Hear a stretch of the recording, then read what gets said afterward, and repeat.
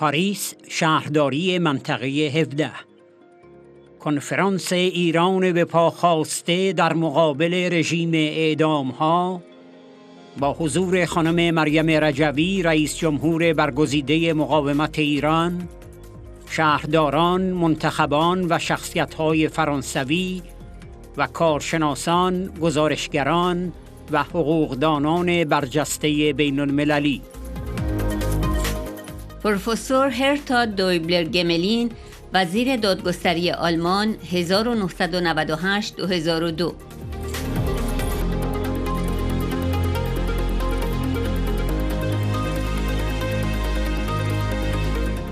ژوفرا بولار، شهردار منطقه 17 پاریس.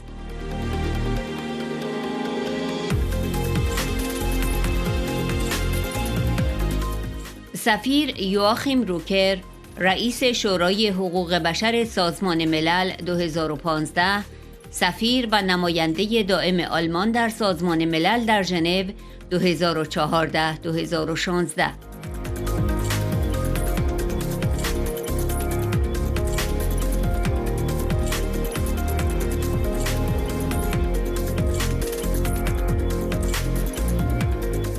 پروفسور جاوید رحمان، گزارشگر ویژه ملل متحد برای ایران 2018-2024.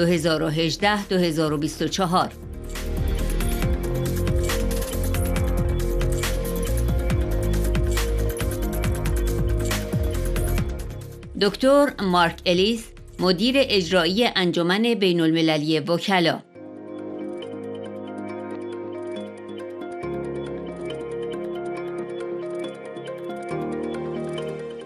دومینیکا تیاس، رئیس شورای اداری بنیاد وکلای اروپایی، رئیس کانون وکلای اروپا با بیش از 1 میلیون عضو 2021-2022، نایب رئیس کانون وکلای پاریس 2015-2017.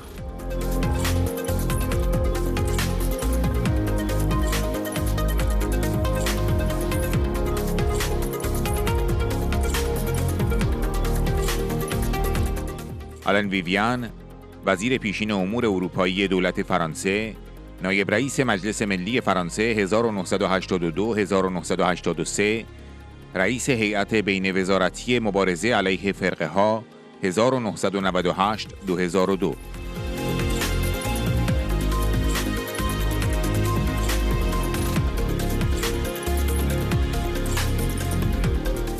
پروفسور ولفگانگ شومبورگ، قاضی دادگاه بین‌المللی کیفری ملل متحد برای یوگسلاوی سابق و رواندا.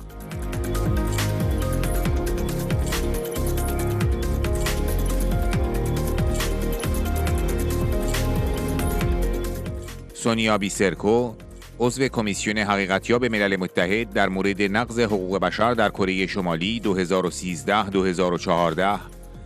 بنیانگذار و رئیس کمیته هلسینکی برای حقوق بشر در صربستان. ژیلبر میتران، رئیس فرانس لیبرته، بنیاد دانیل میتران، نماینده مجلس ملی فرانسه 1997-2002.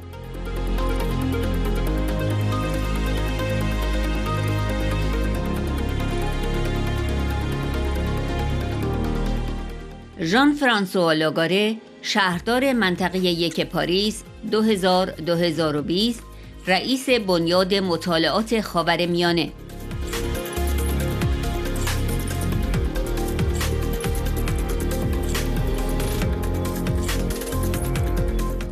ژاک بوتو، معاون شهردار منطقه مرکزی پاریس، شهردار منطقه 2 پاریس 2001-2020. نیلوفر عظیمی، مادر ابراهیم پور، آزاده عالمی، آرمان حبیبی.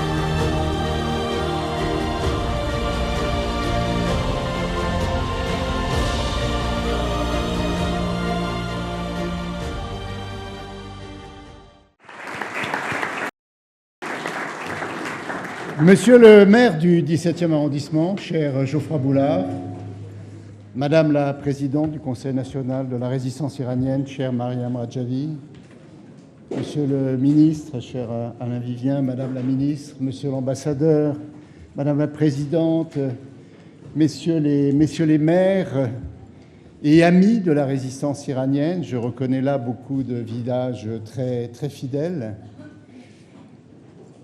C'est important, avant toute chose, d'avoir de la mémoire et de faire cet exercice de mémoire ensemble. Commémorer, c'est un mot qui a du sens. C'était hier la célébration de la libération de Paris, monsieur le maire, comme dans toutes les mairies. C'est toujours un moment d'émotion pour tous les Parisiens et pour tous ceux qui ont libéré Paris et la France. Les Américains étaient déjà là, d'ailleurs, et les Alliés aussi. C'est un grand moment d'émotion voilà. Et on ressent encore ce souffle de liberté lorsque l'on évoque les événements du 25 août à Paris. C'est aussi une date importante parce que la fin du mois d'août, c'est le rappel tragique du massacre de 1988, où sur une fatwa de l'ayatollah Khomeini, on a assassiné en quelques semaines plus de 30 000 victimes. Et ce mémorial, nous avions institué avec Jacques Bouteau et moi-même dans la mairie du 1er arrondissement, dans la mairie du 2e arrondissement. Je remercie beaucoup Geoffroy Boulard d'avoir pris le relais avec Florence Berthoud aussi dans le 5e arrondissement. Voir ces visages des victimes, des martyrs, surgir de l'obscurité et de l'oubli, c'est une intense émotion. Et je pense que c'est important, toutes les fins des mois d'août, de faire ce rappel. Et puis, c'est aussi un moment très symbolique parce que l'OMPI, c'est une action incessante depuis bientôt 60 ans. Donc, nous arrivons presque là aussi à un anniversaire. Et pendant toutes ces décennies, l'action héroïque, inlassable des résistants iraniens a produit des effets. Aujourd'hui, le régime des mollahs est plus affaibli que jamais. On voit d'ailleurs dans la presse, même dans la presse internationale et même dans la presse française, des articles qui parlent d'un certain climat de désarroi et une très grande misère qui ne cesse de s'étendre, des scènes insurrectionnelles qui se multiplient. Donc oui, avant toute chose, il faut se mémorer, se remémorer et commémorer, mais il faut partager des messages d'espoir. C'est ce que nous allons faire aujourd'hui avec tous les témoins qui nous entourent, avec aussi des femmes qui vont nous donner des témoignages de ce qu'elles ont vécu et de ce qu'est encore aujourd'hui le quotidien des résistants du peuple iranien. Alors, bienvenue à toutes et tous, et je suis très heureux de donner tout d'abord la parole à Geoffroy Boulard qui va nous dire un mot de bienvenue. Merci encore, Geoffroy, pour tout ce que tu fais.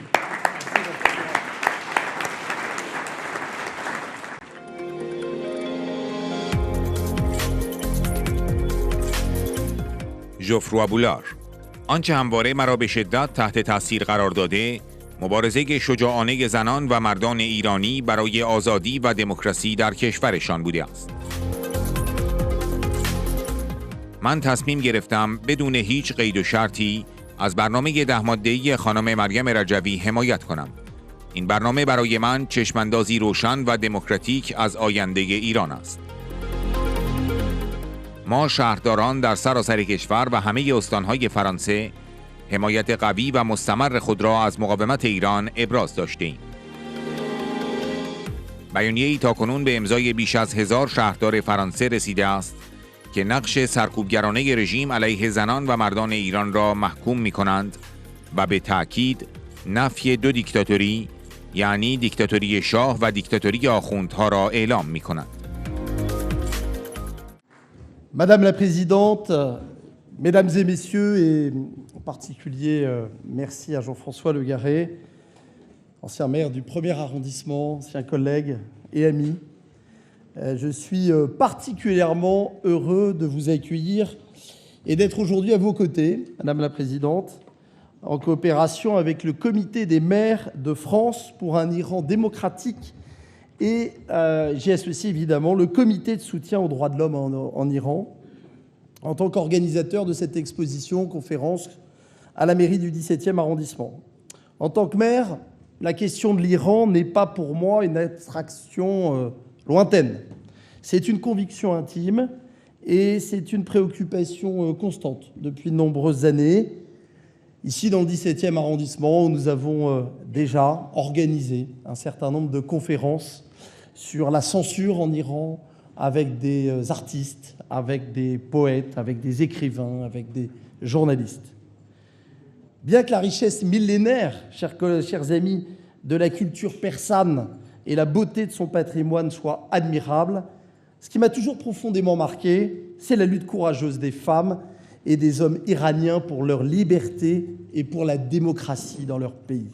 Cette résistance, enracinée depuis plus de 40 années de sacrifices, force notre respect et notre admiration. La situation des droits de l'homme en Iran est effroyable et inimaginable.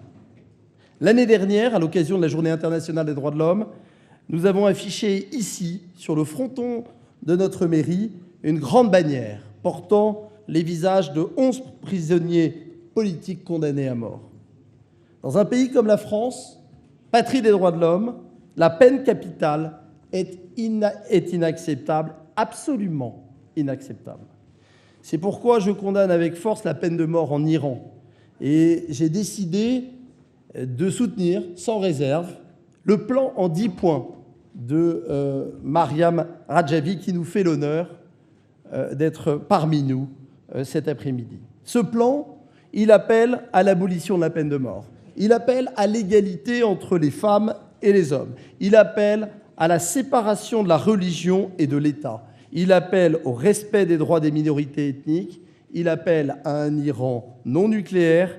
Il représente, pour moi, ce plan, chère Madame la Présidente, une vision claire et démocratique de l'avenir en Iran. Je voudrais également évoquer un souvenir plus personnel, le flambeau que m'a transmis mon ami Jean-François Le Garret en hommage aux victimes du massacre de 1988 dont nous commémorons, et tu l'as rappelé, l'anniversaire tragique qui a marqué votre histoire. Ce flambeau, cher Jean-François, chers amis, je le garde comme un symbole d'honneur et de responsabilité. Une lumière qui nous rappelle le devoir de mémoire et de justice. Nous, maires de France, avons d'ailleurs apporté un soutien fort sur tout le territoire, sur tous les départements de France, à un soutien constant à la résistance iranienne. Une déclaration a déjà été signée par plus de 1000 maires en France, qui dénonce le rôle oppressif du régime contre les femmes et les hommes en Iran, qui affirme avec force le rejet des deux dictatures, celle du Shah et celle des mollahs.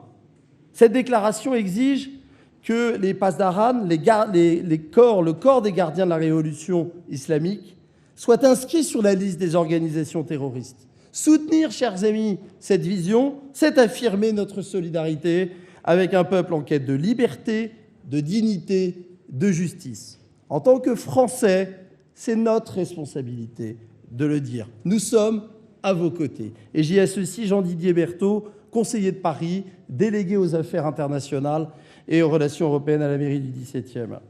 L'avenir d'un Iran libre, démocratique et en paix n'est pas seulement un rêve. C'est une promesse qui se rapproche, on en parlait tout à l'heure, chaque jour davantage. Je souhaiterais terminer par ce slogan « Femmes, résistance, liberté, Zan Mogavemot Azadi ». Merci à tous.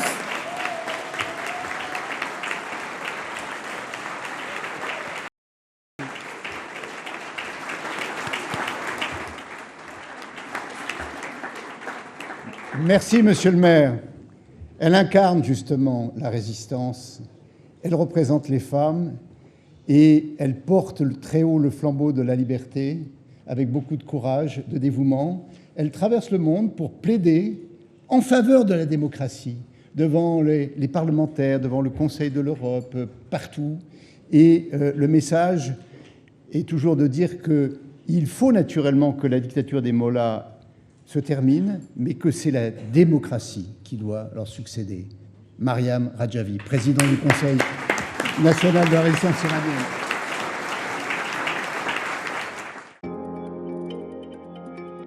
خانم مریم رجوی در 26 اوت 1789 اعلامیه حقوق بشر و شهروندی به مثابه یک دستاورد تاریخی برای بشریت به تصویب مجلس مؤسسان ملی فرانسه رسید. آیا قابل تصور است که امروز دولت‌ها در حال مماشات با رژیمی باشند که تمامیت این اعلامیه را نقض می‌کند؟ رئیس قضاییه آخوندها در 19 مرداد وجود زندانی سیاسی در ایران را انکار کرد. هدف نقض ابتدایی ترین حقوق زندانیان سیاسی است. رژیم شاه هم وجود زندانیان سیاسی را تکذیب می‌کرد. اما بعد از انقلاب همه دیدند که او وحشیانه ترین شکنجه ها را علیه زندانیان سیاسی اعمال می‌کرد. مسئله ایران فقط موضوع اتمی یا موشکی نیست. نباید اجازه داد حقوق بشر نادیده گرفته شود. هفته گذشته رژیم در یک اقدام ضد انسانی اعلام کرد قطعه 41 بهشت زهرا را به پارکینگ تبدیل می کند. طبق قوانین بین المللی از بین بردن آثار نسل‌کشی و جنایت علیه بشریت ادامه و مشارکت در این جنایت ها محسوب می شود. کتاب نسل‌کشی مجاهدین، قتل عام 67 در شهرستان ها، تصویری از قتل عام سال 67 در سراسر ایران را نشان می دهد. اسناد این کتاب که با زحمت زیاد گردآوری شده، هر خواننده ای را غرق بهت و حیرت می کند، هم به خاطر ابعاد جنایت و هم استقامت فرزندان ایران. کارزار بزرگ دادخواهی تا به دست آوردن همه اسامی و مزارهای شهیدان ادامه دارد. خونهایی که برای آزادی ایران نثار شده و رنجی که در این 4 دهه مردم ایران متحمل شدند، در برنامه مقاومت ایران برای ایران آزاد به گل نشسته است. سیاست غرب در این 4 دهه به بنبست رسیده است. علت آن نادیده گرفتن مهمترین عنصر، یعنی مردم و مقاومت سازمان یافته است. ما همواره گفته ایم که راه حل نه جنگ خارجی است و نه مماشات، بلکه سرنگونی به دست مردم و مقاومت ایران است. آنچه ما می‌خواهیم یک رویا نیست، هدفی است که برای به دست آوردن آن از 7 خوان رنج و شکنجه و زندان و شیطان سازی گذشته ایم و برای آن از هیچ فدا و از خودگذشتگی فروگذار نخواهیم کرد.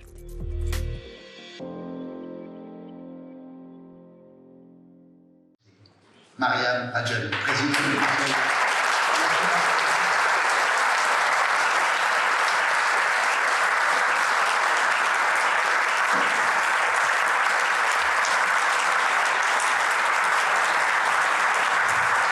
Monsieur le maire, Monsieur Boulard, Mesdames et Messieurs les élus, Mesdames et Messieurs, chers amis, le 26 août 1789, la Déclaration des droits de l'homme et du citoyen était adoptée en France par l'Assemblée nationale constituante, un acquis historique pour l'humanité. Peut-on imaginer qu'aujourd'hui, des gouvernements pratiquent la complaisance avec un régime qui viole l'ensemble de cette déclaration. Dans mon pays, le régime des Mollahs réprime et massacre le peuple iranien depuis plus de 4 décennies sans être sanctionné. Il y a quelques semaines, 2 membres de l'OMPI, Mehdi Hassani et Behrouz Ehsani, ont été exécutés et 14 prisonniers politiques sont aussi condamnés à mort pour être membres de l'Organisation des Moudjahidines du peuple d'Iran. Ils sont Mehdi Hassani et Behrouz Ehsani et ici, 14 personnes ont été condamnées à mort. C'est ça. En juillet, on compte au moins 114 exécutions. Pendant un an de la présidence de Pezeshkian, qui se dit modéré, 1630 personnes ont été exécutées. Il y a 2 raisons à cette folie du régime. D'abord, la dictature religieuse a peur du peuple et de perdre le contrôle de la situation. La population souffre tous les jours.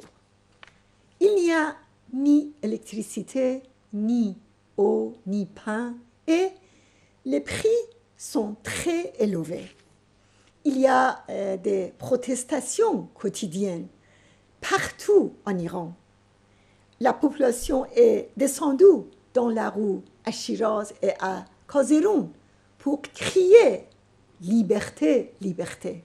Et les pastoraux ont attaqué les manifestants.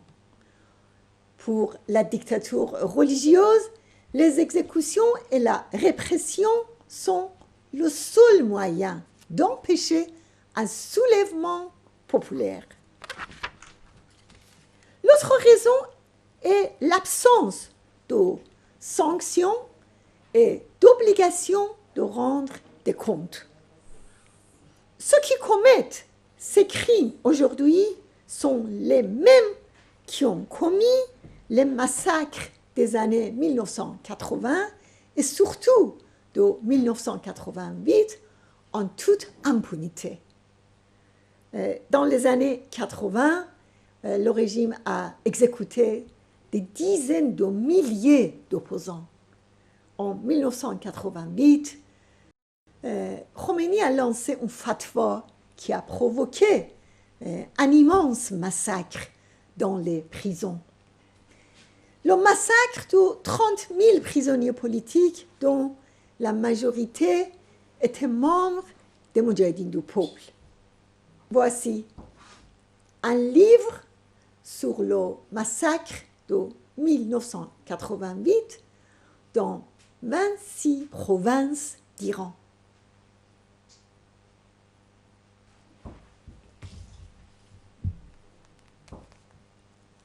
Et c'est un livre de prison d'Isfahan.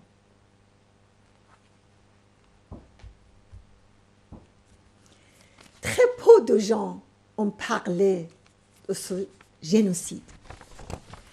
Dans son rapport final en juillet 2024, le professeur Javid Rahman, rapporteur de l'ONU sur la situation des droits de l'homme en Iran, a qualifié les exécutions des années 80 de crimes contre l'humanité et de génocide, et il a appelé les États à juger les dirigeants du régime pour ces crimes. Mais la communauté internationale n'a pas réagi. Le 10 août, le chef de pouvoir judiciaire des Mollahs a nié l'existence de prisonniers politiques dans les prisons de Khomeini. Ces mensonges visent à violer les droits fondamentaux des prisonniers politiques. Le régime de Shah avait aussi nié l'existence de prisonniers politiques en Iran. Mais après la révolution, tout le monde avoue qu'il torturait les prisonniers politiques. Actuellement, au moins 3700 prisonniers politiques à travers le pays sont la cible de pression et de harcèlement permanent.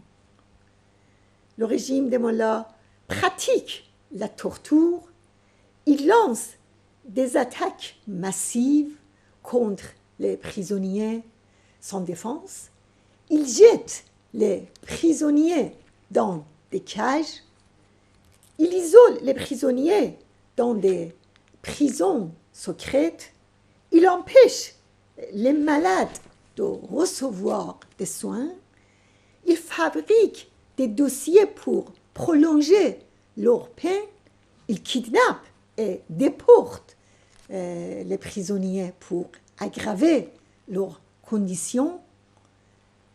Les partisans des Moudjahidines du peuple sont condamnés à mort les uns après les autres. Les proches des Moudjahidines exécutés subissent des tortures morales. Les gardiens enterrent les victimes en secret. Les pères et mères des prisonniers sont arrêtés et leurs biens sont confisqués. La semaine dernière, dans une mesure inhumaine, le régime a déclaré qu'il va transformer en parking la section 41 du cimetière de Téhéran. Or, les membres de l'OMPI exécutés dans les années 1980 sont enterrés dans cette section.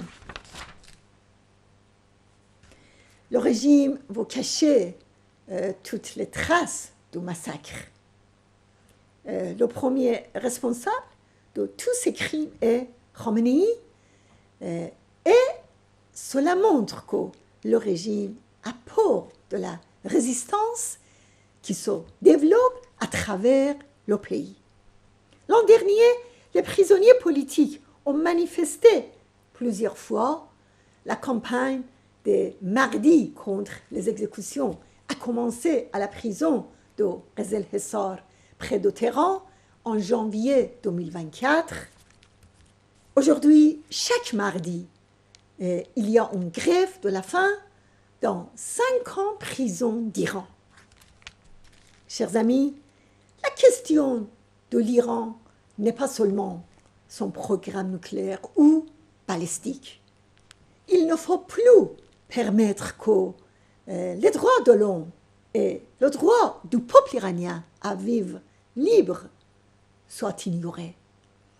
La politique adoptée par les Occidentaux depuis 4 décennies est dans une impasse car ils ont ignoré le facteur le plus important, c'est-à-dire le peuple iranien et sa résistance organisée.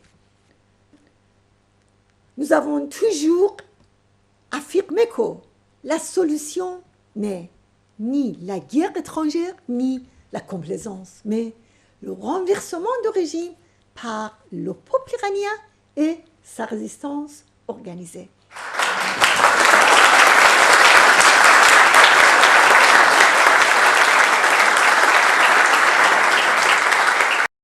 Tant que les pays occidentaux changent de politique. Chers amis, hier, le 25 août, célébrait la libération de Paris, le jour où les forces françaises libres et les blindés du général Leclerc ont libéré Paris. Le lendemain, le 26 août, le général de Gaulle descendait à pied les Champs-Élysées dans la foule immense des Parisiens. La résistance est la devise nationale, liberté, égalité, fraternité sont les valeurs fondamentales de la République française. C'est à travers vous que nous connaissons la France, vous qui défendez ces valeurs, vous qui soutenez la résistance iranienne et vous qui êtes aux côtés du peuple iranien. La résistance iranienne s'est levée pour la justice et les droits de l'homme. Un Iran sans exécution ni torture, sans censure et sans les lois de la charia des mollahs. Un Iran qui respecte toutes les religions et toutes les pensées sur la base du droit international. Un Iran qui respecte les droits des femmes. Nous disons femmes, résistance, liberté. Et non au voile obligatoire, non à la religion obligatoire et non au gouvernement imposé. Le jour où Téhéran sera libéré par les forces de la résistance et le peuple iranien n'est pas loin. Et j'espère que nous pourrons vous accueillir dans un Iran libre. Et si vous permettez, je voudrais continuer en persan. Je vous remercie. دوستان عزیز، من از شرایط بحرانی مردم ایران و زندانیان سیاسی و همچنین نقض حقوق بشر در دیکتاتوری های شاه و شیخ صحبت کردم. حالا اجازه میخوام به طور مختصر برنامه مقاومت ایران برای تضمین حقوق بشر و آزادی ها در ایران فردا رو خاطر نشان کنم. سوال مطرح اینه که چگونه میتوان احترام به حقوق بشر رو در آینده ایران تضمین کرد؟ از نظر ما علاوه بر آزادی، عدالت شالوده اصلی هر حکومت دموکراتیکه. اگر در نظام آینده ایران عدالت برقرار نباشه، هرج و مرج و انتقامجویی و دیکتاتوری جایگزین قانون میشه. در اوایل همین ماه مزار شهیدان مجاهد خلق در قطعه 41 قبرستان بهشت زهرا در تهران توسط رژیم با ماشینالات سنگین صاف و نابود شد. بعد از فاش شدن این جنایت، معاون شهردار خامنه‌ای در تهران اعتراف کرد که تخریب مزارها بر اساس دستور مقامات ارشد این رژیم صورت گرفته و قرار محل اون به پارکینگ تبدیل بشه. این تصمیم بالاترین مقام‌های رژیم و مشخصاً خامنه‌ایه. اون میخواد اثرات جنایت علیه بشریت رو بپوشونه. رژیم حاکم مزار قتل عام شدگان سال 67 رو پنهان کرده، اما سازمان مجاهدین نشانی مزارهای پنهان در 36 شهرستان رو افشا کرده. در سالهای گذشته رژیم تعداد زیادی از مزارهای شهیدان در سراسر کشور از جمله تبریز، اهواز، مشهد و تهران رو تخریب کرده. طبق قوانین بین المللی از بین بردن آثار نسل کشی و جنایت علیه بشریت ادامه و مشارکت در این جنایت ها محسوب میشه. من در شروع صحبتام درباره کتاب نسل کشی مجاهدین و قتل عام 67 در شهرستان ها توضیح دادم. اینجا مجدداً این کتاب رو میخوام نشون بدم و بگم که این اسناد با زحمت زیاد گردآوری شده و هر خواننده‌ای رو غرق بهت و حیرت میکنه، هم از جنایت غیر قابل تصوری که این رژیم مرتکب شده و هم از استقامت بهترین فرزندان این ملت که سرفرازی مردم ایران رو در نبرد با هیولای استبداد مذهبی جاودانه کردند. ما نه میبخشیم و نه فراموش میکنیم. کارزار بزرگ دادخواهی تا به دست آوردن همه اسامی و مزارهای شهیدان قهرمان قتل عام 67 در تهران و تمام شهرهای ایران ادامه داره. تک تک شما میتونید به این کارزار بزرگ دادخواهی یاری برسونید. اقدامات جنایتکارانه رژیم آخوندی فقط معطوف به داخل ایران نیست. همین امروز استرالیا به دلیل اقدامات تروریستی این رژیم سفیر آخوندها را از این کشور اخراج کرد. اخراج سفیر فاشیسم دینی حاکم بر ایران از استرالیا یک قدم مثبت و ضروری در راستای مبارزه با تروریسم دولتیه. اما ما از 3 دهه پیش به بسته شدن سفارت‌ها، نمایندگی‌های دیکتاتوری دینی حاکم بر ایران و مراکز وابسته به اون فراخوان دادیم که در واقع اینها همون لانه‌های تروریسم و جاسوسی هستند. این اقدامیه که باید زودتر انجام می‌شد و سایر کشورها، به ویژه کشورهای اروپایی، باید از اون تبعیت کنند. ظریف وزیر خارجه سابق رژیم در آخرین سال وزارتش اعتراف کرد که سفارتخونه‌های رژیم ساختار امنیتی داره و دستور کاری که برای وزارت خارجه تعیین شده از ابتدا امنیتی بوده. در حقیقت تروریسم این رژیم ادامه خونریزی و نقض حقوق بشر در خارج از مرزهای ایرانه. دوستان عزیز، خونهایی که برای آزادی ایران نثار شده و رنجی که در این 4 دهه مردم ایران متحمل شدند در برنامه مقاومت ایران برای یک ایران آزاد به گل نشسته. مطابق این برنامه در ایران آزاد شده فردا مردم ایران باید از همه آزادی‌های مندرج در اعلامیه جهانی حقوق بشر و میثاق‌ها و کنوانسیون‌های بین‌المللی از جمله میثاق بین‌المللی حقوق مدنی و سیاسی، کنوانسیون علیه شکنجه و کنوانسیون حذف کلیه اشکال تبعیض علیه زنان برخوردار بشوند.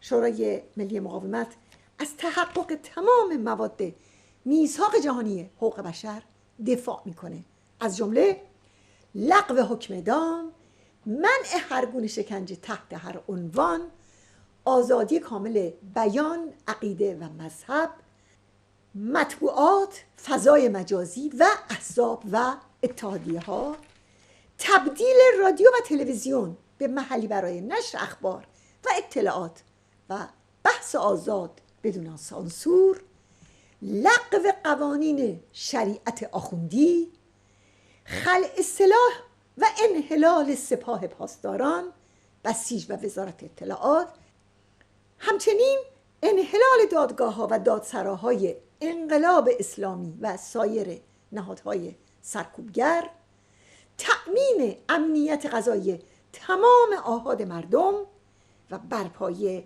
یک نظام غذایی مستقل مبتنی بر اصل براءت، حق دفاع، حق دادخواهی، حق برخورداری از محاکمه علنی و استقلال کامل قضات.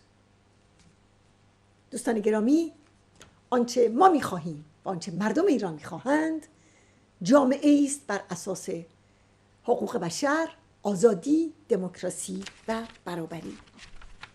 این برای ما یک رویا نیست، هدفی است که برای به دست آوردن اون از 7 خانه رنج و شکنجه و زندان و شیطان سازی گذشته ایم و برای آن از هیچ فدا و از خودگذشتگی فروگذار نخواهیم کرد. آزادی گنجی گرانبهاست که رنجی گران می‌طلبد. برای آزادی ایران تا آخر ایستاده ایم. از همه شما متشکرم.